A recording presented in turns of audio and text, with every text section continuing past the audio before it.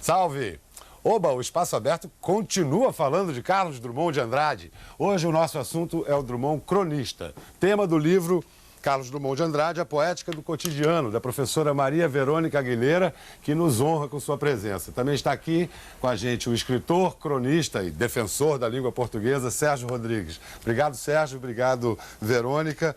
Verônica, o livro foi originalmente uma tese ou foi? Foi originalmente uma pesquisa acadêmica, uma dissertação de mestrado na UERJ em língua portuguesa, que eu defendi em setembro de 2000. E qual era a hipótese por trás da Era tese? o desafio de comprovar linguisticamente uma tangência poética entre a crônica e a poesia de Carlos Drummond de Andrade. E aí eu saí procurando isso, movida inicialmente por uma intuição de leitora, por uma paixão de leitora.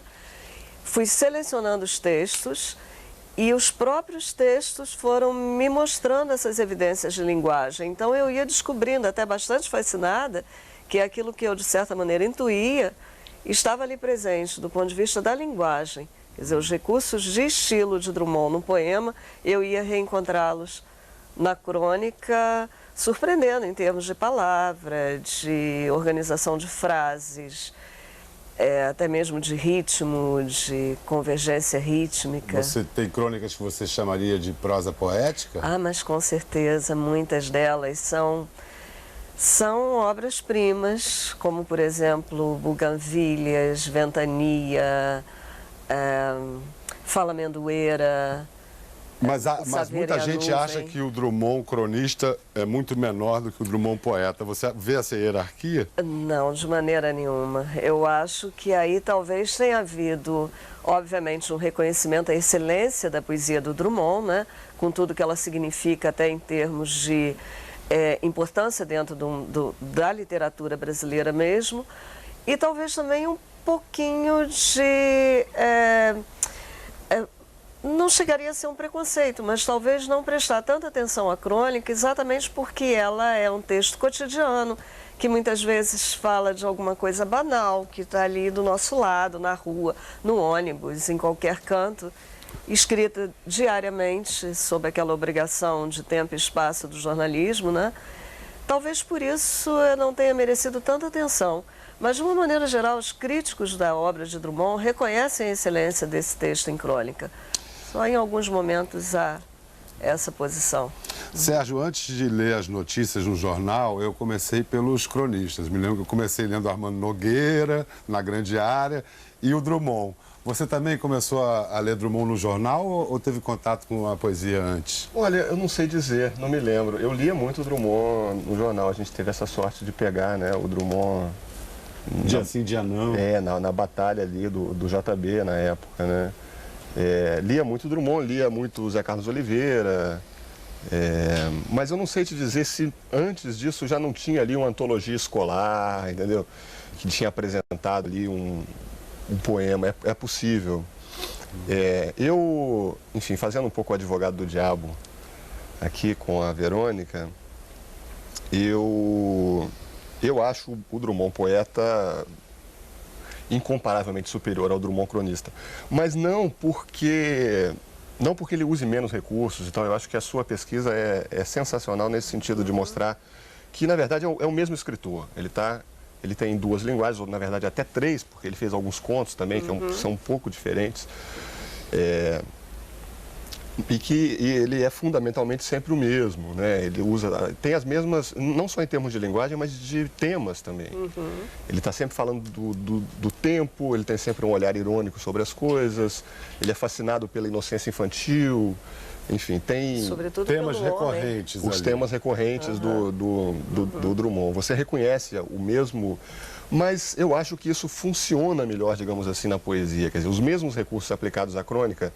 Eu não sei, pode ser um modo meio simples assim de pensar, mas você olhar para a poesia brasileira, você encontra o Drummond, indiscutível, talvez o João Cabral ali, para algumas pessoas chegando bem próximo, e acabou.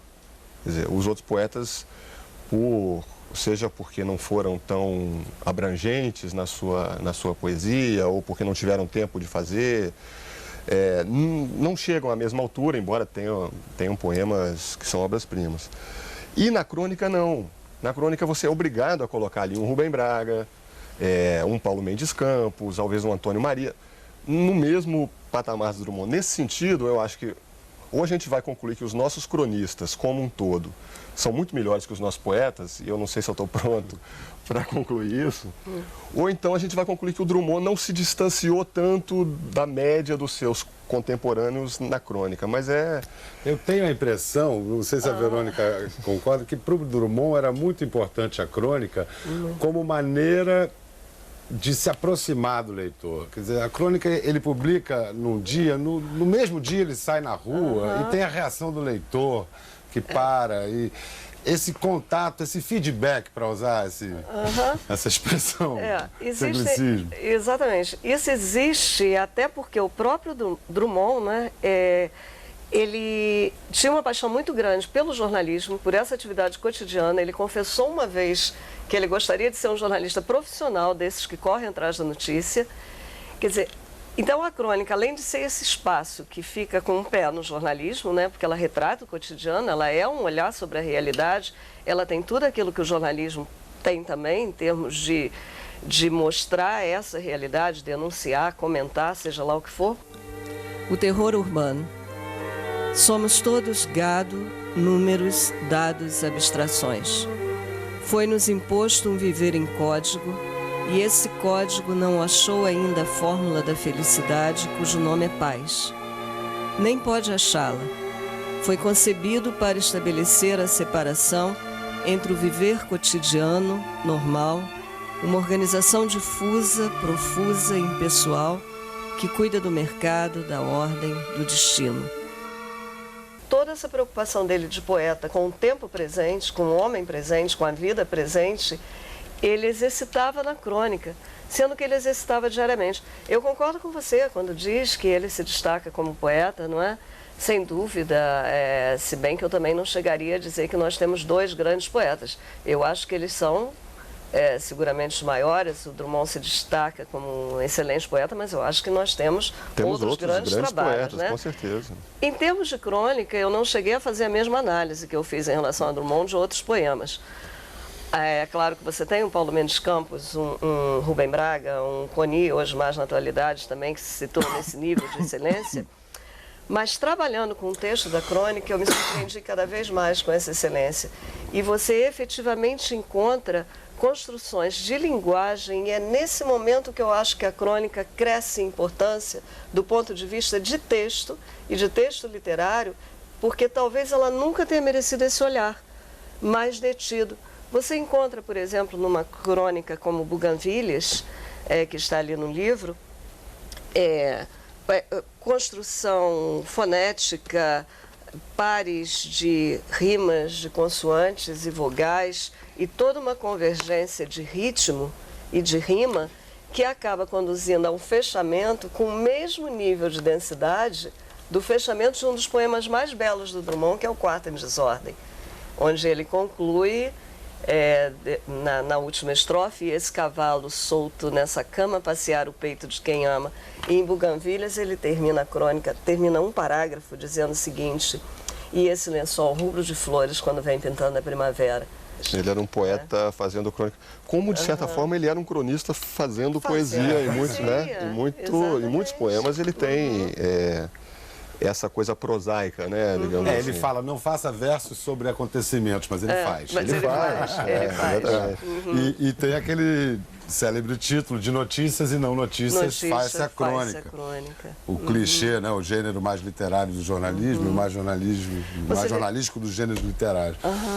Mas depois do Drummond, a crônica brasileira parece que... Para onde a gente está indo? Quer dizer, depois do Drummond e essa safra, né? De um tipo de crônica que... Eu acho que ela ficou marcada numa certa época mesmo. Eu não vejo muito como... Não sei se a culpa é dos cronistas, dos jornalistas, ou se a culpa é dos leitores, ou se é uma combinação de tudo isso dialeticamente, que é mais provável até. Mas eu acho que talvez as pessoas não tenham mais tempo ou interesse em ler esse tipo de coisa também no jornal. O interesse que isso despertou numa certa época em que você tinha... Assim, primeiro você tinha um monte de jornais no Rio de Janeiro, né? Cada um tinha um grande cronista. Ali criava-se ali uma disputa saudável de um torneio de prosa que eu não vejo isso cabendo, como não cabem mais nos jornais também os poemas, quer dizer, que jornal, que suplemento literário publicaria hoje poemas, como já se publicou, já foi a regra, né, na imprensa. Então eu não sei se o jornalismo está ficando mais pragmático, mais chato, ou se há alguma coisa a fazer a esse respeito. Eu deixo essa discussão aí. Eu acho que talvez a questão esteja um pouco mais para o lado da filosofia e da política, não sei bem, porque o que caracterizava o texto do Drummond na crônica, como no poema, né, era esse interesse muito grande no ser humano, no homem. Esse olhar sobre o homem estava acima de tudo, sabe? E ele reconhece isso, inclusive, numa crônica, que o texto literário, a própria obra literária, não significaria nada se não estivesse fundamentada sobre o homem.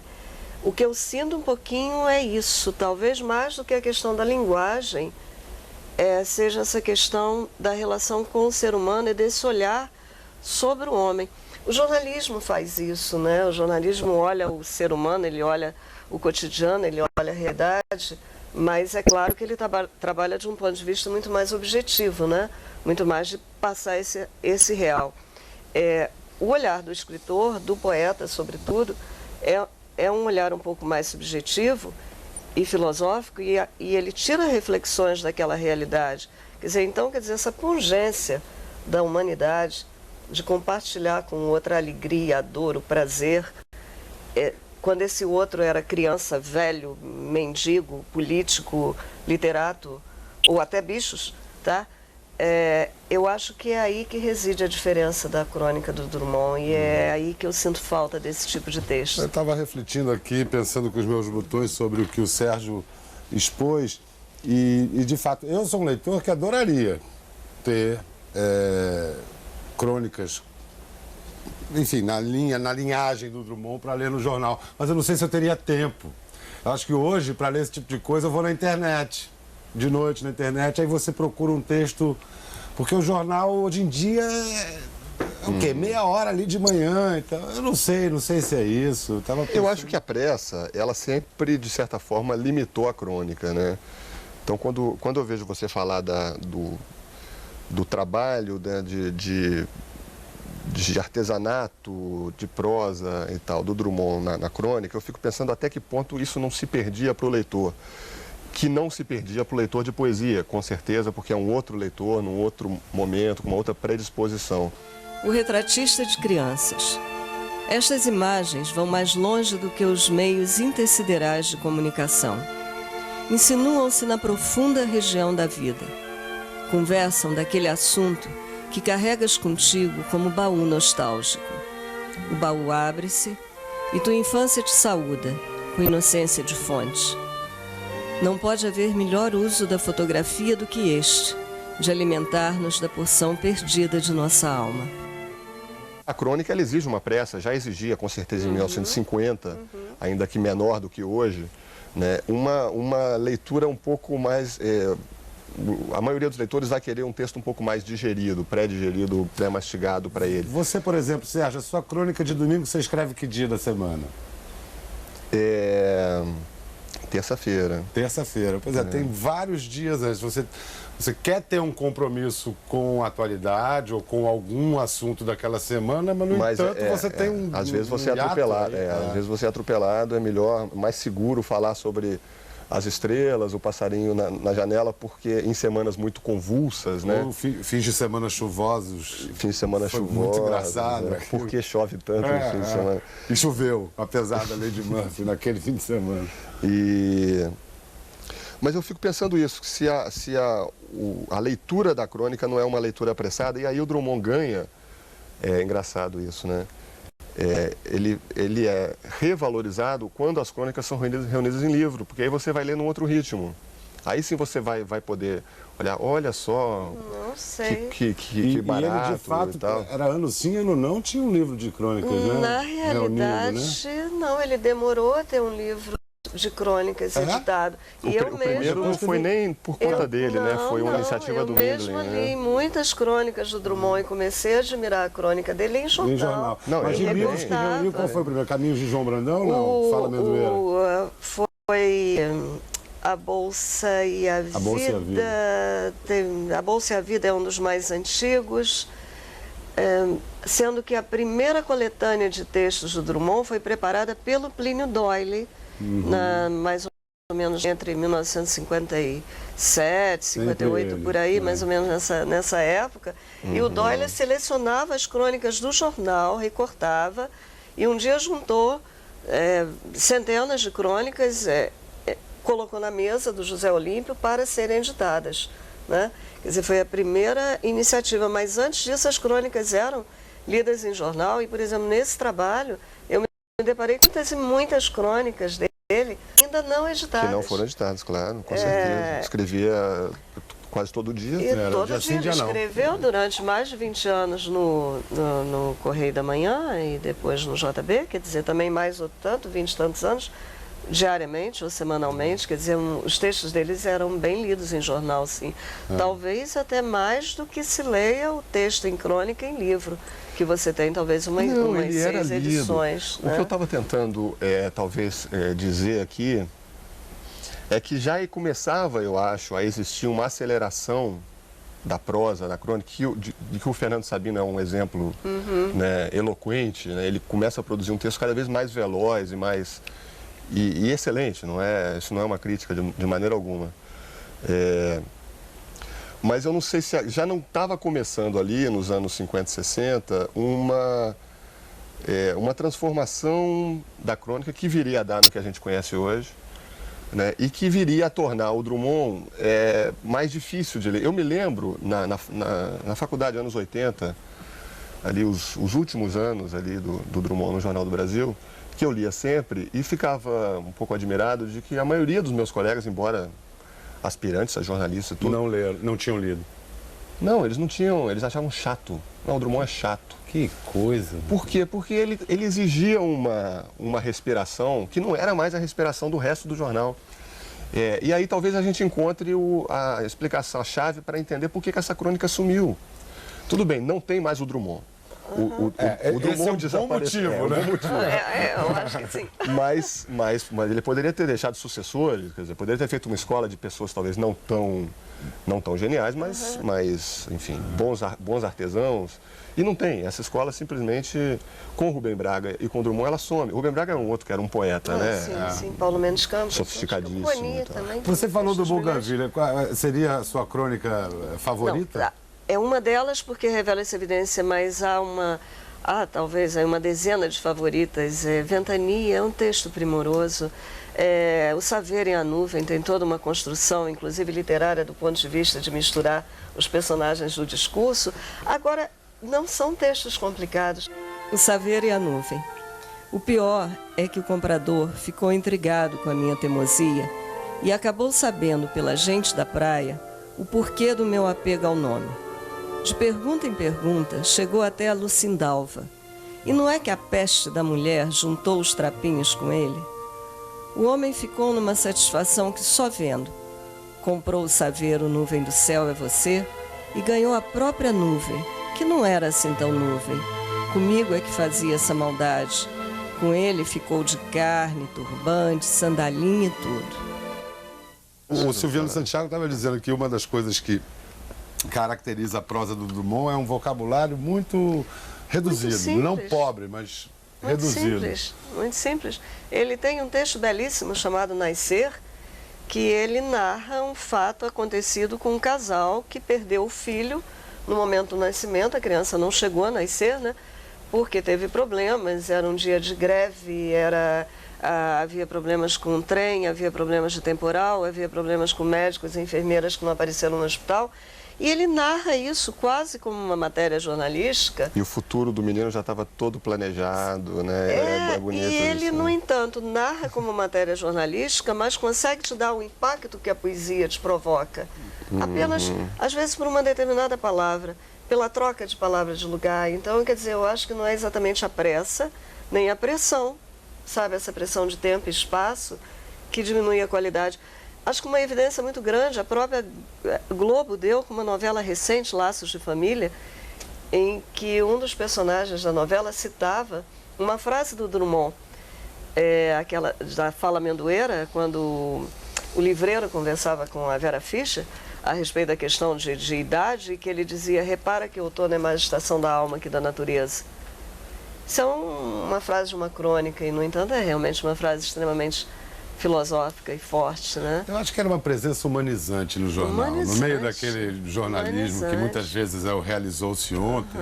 De repente tinha um ser humano falando para outro ser humano. Mas isso ainda acontece nas suas crônicas e de bons cronistas brasileiros, né? Obrigado, mas eu acho que não, não exatamente. Não, você falou, você hoje é um autor. Quer dizer, o texto jornalístico foi o único que não foi afetado pelo modernismo nesse sentido de que o autor se revele, né? O texto jornalismo, o autor está sempre se... Você não, Pelo você contrário, como cronista, ele se revelava você... mais antes você do modernismo. Né?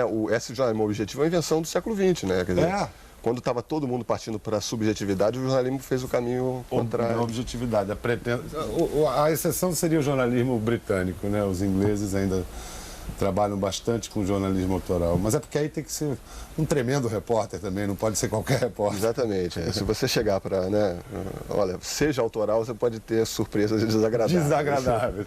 Escuta, você tem alguma crônica que você lembra do Drummond assim que marcou? Tem muitas. Eu me lembro de uma crônica que marcou muito aí por um problema por uma questão de linguagem. Isso é curioso. Era ginásio, enfim, eu não lembro que idade eu teria, mas talvez 11, 12 anos. Eu lembro que eu li uma crônica, não sei se você lembra, chamada Vende a Casa. Ah, sim. Que é muito bonita, um cara dizendo que a casa dele está sendo vendida, a casa que era da família há não sei quantos anos. E ele, de início, ele bota a casa à venda de uma maneira meio brutal, meio, enfim, fria. E aí ele começa a se tocar do que significa aquela casa para ele. Né? E ele acaba dizendo: eu não sabia ao certo o que era uma casa, agora sei e estou meio envergonhado. Que é maravilhoso. Mas o Vende a Casa, o que eu mais me lembro do Vende a Casa era que eu achava que tinha que ter um pronome C aí. Por que vende a casa? Eu lembro que eu perguntei isso a um professor, mas escuta, tá errado. O Drummond errou, não é vende, é vende-se a casa. E ele não soube me dizer por que era vende a casa, e até hoje eu não sei por que é vende a casa. Você saberia, não? Eu acho que isso faz parte desse trabalho dele, que às vezes do estranhamento, né? Saía fora um pouquinho, infringia uma determinada norma para reforçar a expressão. Que eu acho que quando você diz vende a casa, você tem uma ideia imperativa. Pois é, pode ser lido como imperativo. Você tem uma abrangência, uma universalidade muito maior nesse verbo vender, não é? Fica muito mais forte esse ato, que traz tanta coisa intrínseca. É estilístico mesmo, É estilístico, do que E eu tenho a minha preferida também. Quer dizer, tem várias, mas eu não me esqueço da que ele escreveu depois que a gente perdeu a Copa de 82. Se não me engano, era... Ganhar, perder, viver. Ganhar, perder, viver. O Chico ilustrou com o Drummond acariciando um canarinho. Isso, exatamente, exatamente. Olha, agradeço muito a presença de vocês, o seu belo livro, fruto dessa paixão evidente que você tem pelo CDA. Obrigado também, Sérgio. Continue nos dando alegrias aí com suas crônicas. A gente conversou com o Sérgio Rodrigues e Maria Verônica Aguilera sobre o grande, o enorme Carlos Drummond de Andrade. A gente falou um pouco sobre a crônica, a poesia e a crônica que está tão viva quanto a poesia de Drummond. Aquele abraço, até a próxima.